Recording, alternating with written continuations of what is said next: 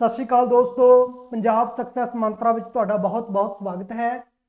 CDP psycho दे विच अज असीं पढ़ना है कॉग्निटिविज्म। इसका मतलब की है और इस दे विच किहड़े-किहड़े टर्म आउंदे ने, सारिਆਂ बारे आपां डिटेल दे विच गल करनी है और एग्जाम दे विचों इत्थों प्रश्न जरूर बनेगा। कॉग्निटिविज्म है कि कॉग्निटिव तो ये शब्द लेता गया है। कॉग्निटिविज्म का मतलब है जी सूझ द्वारा सीखना। ਇਹਦਾ मतलब की है जी सूझ द्वारा सीखना, मतलब समझ द्वारा सीखना, समझ द्वारा सीखना, द्वारा सीखना। जिवें कॉलर ने प्रयोग किया सी, उसने की किया, एक पिंजरे दे विच एक चिपैंजी नूं बंद करता, सामने उहदे भोजन रखता और कुछ स्टिक्स, कुछ सोटियां, कुछ लकड़ियां उसने पिंजरे दे विच सुट दित्तियां। उसने पहली सोटी नाल ट्राई किया, भोजन वो प्राप्त नहीं कर सके।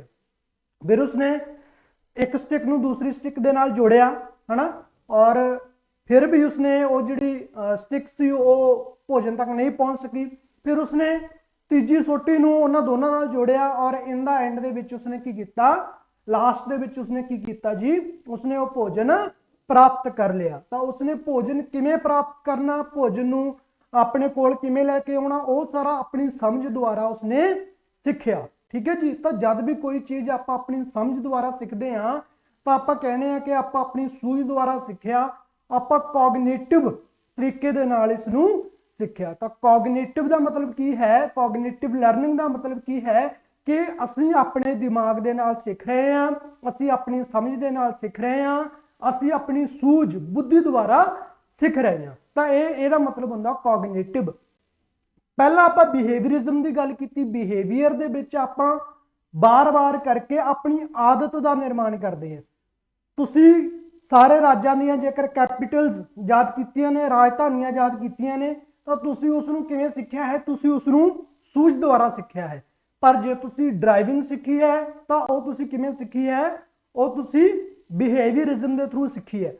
तुसीं रोटी बनाना सीखिया है तो किस किस किवें सीखिया, तुसीं बिहेवियरिज्म के स्कूल राही सीखिया है। तो जो चीज़ां आप दिमाग नाल सीखते हैं, अपनी समझ नाल सीखते हैं, अपनी सूझ नाल सीखते हैं, उसनूं बोलते हैं कॉग्निटिव लर्निंग। तो आप अज इहदे बारे पढ़ांगे। तो पहला प्रश्न है जी, कहंदा डैश डैश साडी अपनी सोच बारे सोचना, साडी अपनी खुद की सिखलाई प्रक्रिया नूं नियमित करन दी साडी अपनी योग्यता का एक मुख्य हिस्सा है। भी कई बार की करते हैं, साडी जिहड़ी सोच हुंदी है आपां उहदे बारे सोचते हैं। जो साडी सोच है, आपां अपनी कोई सोच है, अपनी थिंकिंग है, असीं उहदे बारे ही सोचते हैं कि यार वो सही है या गलत आ। आपां कोई प्लान करते हैं, फिर उस बारे आपां सोचते हैं कि यार ये जेड़ा प्लान आ कि ये सही आ, कि ये प्लान जेड़ा हैगा ये इंप्लीमेंट हो जाऊगा, उसनूं की कहंदे ने, ਜਾਂ फिर जो असीं सीखिया है उसदे उत्ते सोच विचार करना। ठीक है, उसनूं आपां की कहांगे, तो उस लिए एक शब्द है मैटाकॉग्निशन। मैटाकॉग्निशन बार बार ये शब्द आऊगा, एग्जाम दे विच भी आउंदा है कि मैटाकॉग्निशन की है, सोच बारे सोचना ही की है। जो तुहाडी सोच है, जेकर तुसीं अपनी सोच दे बारे सोच रहे हो, तुहाडी कोई भी थिंकिंग आ उस बारे सोच रहे हो, तो की है मैटाकॉग्निशन है। ठीक है, तुसीं अपनी सोच के विचार वटांदरा कर रहे हो, तुसीं कुछ अपनी सोच के विच प्रोसैस लैके आ रहे हो, वो की है मैटाकॉग्निशन है। अगला प्रश्न है बच्चों कि मैटाकॉग्निशन बारे हेठ लिखिया विचों किहड़ा कथन सही नहीं है। तो तुसीं हुण इस दे विच प्रश्न राही ही तुसीं ये चीज़ सीख जाओगे कि मैटाकॉग्निशन की विशेषता की है, मैटाकॉग्निशन दीयां विशेषतावां की ने, किसनूं आपां मैटाकॉग्निशन कहांगे, है ना। तो पहला पढ़ो, मैटाकॉग्निशन यथार्थ बोध भी बोल दिंदे इसनूं पंजाबी दे विच। यथार्थ बोध एक बड़ा शब्द है पंजाबी का, है ना। तो कई बार तुहानूं समझ भी आऊगा, समझ नहीं भी आऊगा, है ना, कि यथार्थ बोध जेकर तुहानूं कल्ला यथार्थ बोध एग्जाम दे विच डायरैक्ट तुहाडे सामने आ जाए तो आई थिंक तुसीं कन्फ्यूज हो जाओगे कि असीं तां ये शब्द पढ़े नहीं। यथार्थ बोध की है, यथार्थ बोध किसनूं बोलदे ने, कॉग्निशन नूं बोलदे ने। और मैटा यथार्थ बोध किसनूं बोलदे ने, मैटाकॉग्निशन नूं बोलदे ने। क्लीयर। तो ये जिहड़ा यथार्थवाद है इसनूं तुसीं थोड़ा नोट कर लो। और एक गल तुहानूं मैं इत्थे होर कहना चाहांगा प्यारे विद्यार्थियों कि जब भी तुसीं एग्जाम दिंदे हो तो दोनों लैंगुएज दे विच पढ़न दी कोशिश करा करो, खास करके CDP साइकोलॉजी नूं तुसीं दोनों लैंगुएज दे विच पढ़न दी कोशिश करा करो, क्योंकि कई इस तरह के शब्द हुंदे ने जो सानूं जिन्हां दा मतलब इंग्लिश दे विच तां पता हुंदा है, पर पंजाबी दे विच जद ट्रांसलेट करते हैं तो उन्हां दा मीनिंग जिहड़ा हैगा सानूं नहीं पता हुंदा, ਅਸੀਂ कन्फ्यूज हो जाने आ, सानूं हुंदा कि ये पता नहीं किहड़ा शब्द साडे तो पुछ लिया। ठीक है जी, तो तुसीं ये चीज़ भी जरूर पेपर दे विच इंप्लीमेंट करनी है। तुहाडा 1 ਤੋਂ 2 नंबर जिहड़े तुहाडे प्रश्न गलत हुंदे ने इस गलती करके वो तुहाडे सही होणगे, गलत तुसीं नहीं करोगे। तो की है कि मैटाकॉग्निशन व्यक्ति के अपने ज्ञान उत्ते चिंतन करने में सहाय हुंदा है। बिल्कुल जी, आपां मैटाकॉग्निशन की पढ़िया सीगा कि साडी जिहड़ी सोच आ उस बारे सोचना, उस बारे चिंतन करना, तो यह तो इसकी विशेषता है। मेरी अज थोड़ी आवाज़ भी खराब है, थोड़ा एडजस्ट कर लो। तो मैटाकॉग्निशन की है, साडे ज्ञान उत्ते चिंतन करना, जो असीं सोच रहे हैं उस बारे, थिंकिंग ऑफ थिंकिंग। ठीक है, भी साडी सोच है जिहड़ा उस बारे विचार करना, उस बारे चिंतन करना। मैटा मैटा यथार्थवाद हेठले दर्जे का ज्ञान है, ये बिल्कुल गलत है।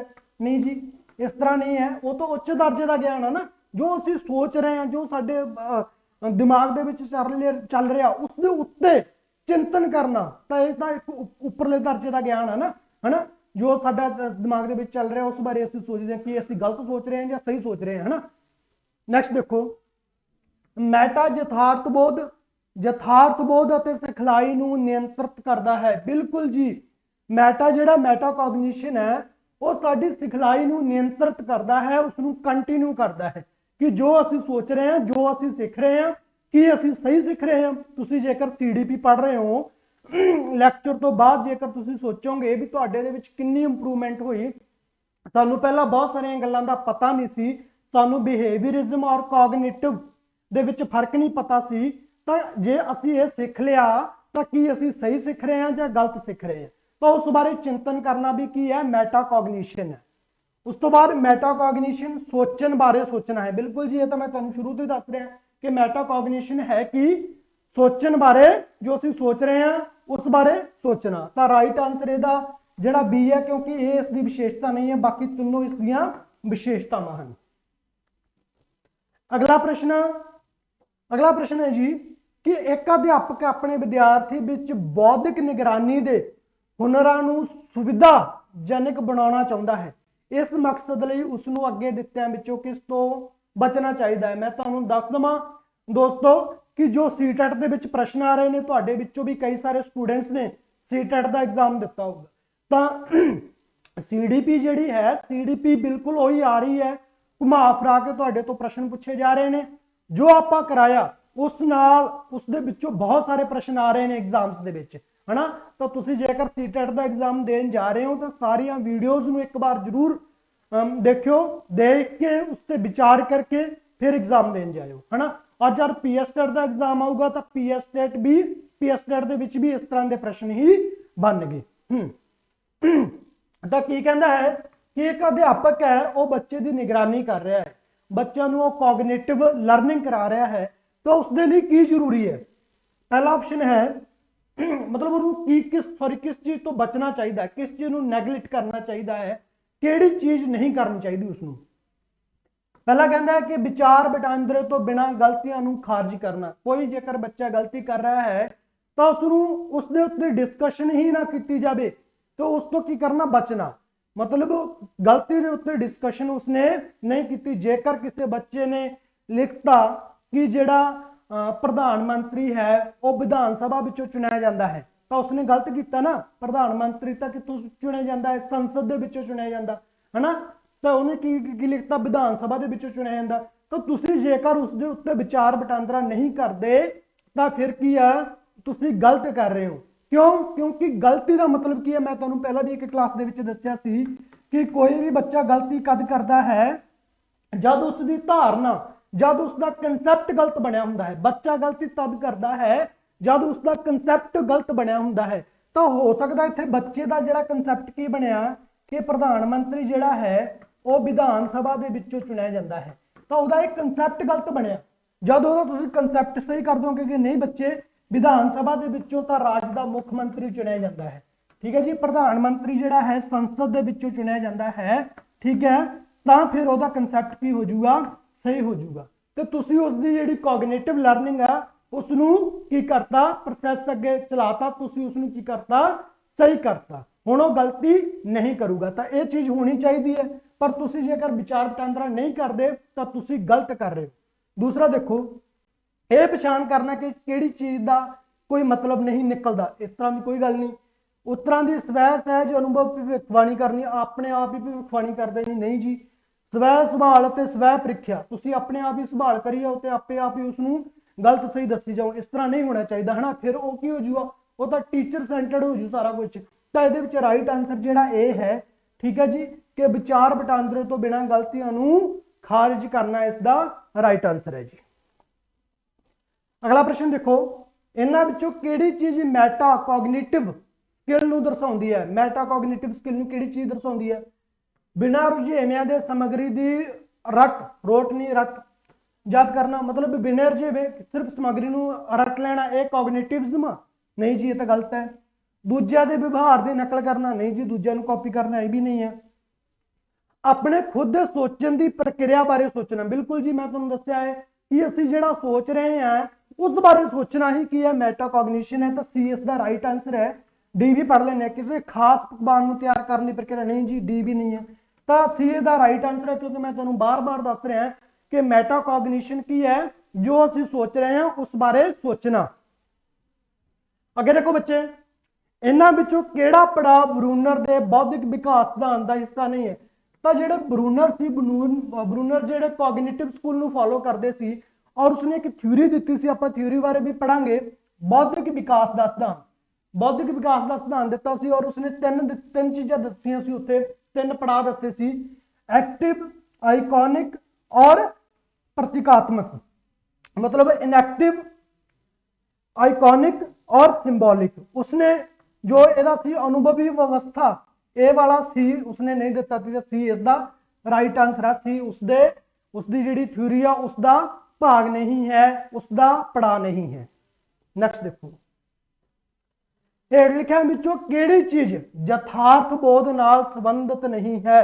तो यथार्थ बोध की गल कर रहा है इत्थे, मैटाकॉग्निशन की गल नहीं कर रहा, सिर्फ कॉग्निशन की गल कर रहा, ठीक है जी। तो की अनुभूति, परसैप्शन बनाना किसी चीज़ बारे, बिल्कुल जी दिमाग नाल सोच के असीं परसैप्शन बनावांगे ना, सोचना बिल्कुल जी, थिंकिंग दिमाग नाल ही सोचांगे असीं। तुरना, तुरना तो फिजिकल एक्टिविटी है। संकल्प का निर्माण करना, किसी चीज़ बारे संकल्प लेना तो सोच के ही संकल्प लेंदे ने ना। तो तिन्ने चीज़ां जिहड़ियां हैगियां ये सोच नाल संबंधित ने, और जब सोच नाल संबंधित है तो एक किस नाल कॉग्निटिव नाल संबंधित है, तो इसलिए तिन्ने चीज़ां कॉग्निटिव नाल संबंधित है, पर तुरना नहीं है, इसलिए तुरना इसका राइट आंसर है, क्योंकि उसने पूछा कि किहड़ा कॉग्निटिव नाल संबंधित नहीं है। अगला देखो प्रश्न, भावनावां अते यथार्थ बोध एक दूजे दे डैश हैं, emotions and cognitive, cognition, emotions and cognition जिहड़े ने वो एक दूजे दे नाल की हन, संबंधित हन। बिल्कुल जी, ये एक दूजे नाल बुने हुए ने, ठीक है जी, एक दूजे नाल की ने बुने हुए ने, क्योंकि इमोशंस और कॉग्निशन का आपस दे विच संबंध है।